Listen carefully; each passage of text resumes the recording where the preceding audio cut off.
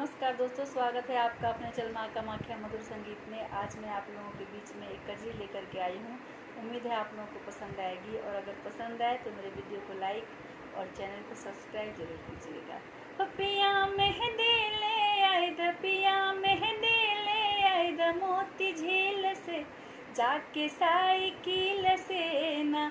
पिया मेहंदी ले आए द, मोती झील से जाके साइकिल से ना। पिया मेहंदी ले आए द, छोटी ननद से पिसाए द, पिया मेहंदी ले आए द, छोटी ननद से पिसाए द। हम चढ़ा लेब कांटा और कील से जाके साइकिल से ना। हम चढ़ा लेब कांटा और कील से जाके साइकिल से ना। पिया मेहंदी ले आए द, मोती झील से जाके साइकिल से ना। पिया मेहंदी ले आए द, मोती झील से जाके साइकिल से ना। चाहे पकड़े बागवान, चाहे कट जाए चलान, चाहे पकड़े बागवान, चाहे कट जाए चलान।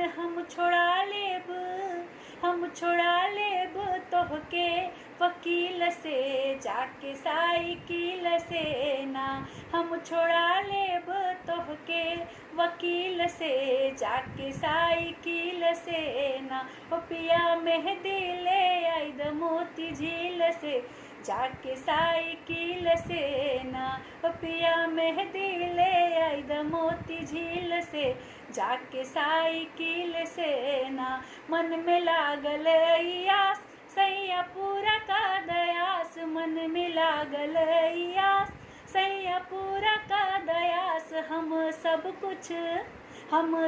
कुछ लौटाइब तोह पे दिल से जाके साइकिल से ना। हम सब कुछ लौटाइब तोह पे दिल से जाके साइकिल से ना। पिया मेहंदी ले आए द, मोती झील से जाके साइकिल से ना। हमके मेहंदी ले आए द, मोती झील से जाके साइकिल से ना। हम चढ़ा लेब कांटा और कील से जाके साइकिल से ना। पिया मेहंदी ले आए द, मोती झील से जाके साइकिल से ना। हम छोड़ा लेब तोहके वकील से जाके साइकिल से ना। पिया मेहंदी ले आए द, मोती झील से जाके साइकिल से ना। हम सब कुछ लौटाइब तोह पे दिल से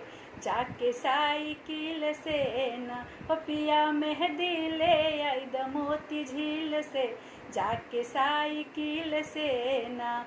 पिया मेहंदी ले आए द, मोती झील से जाके साइकिल से ना। धन्यवाद।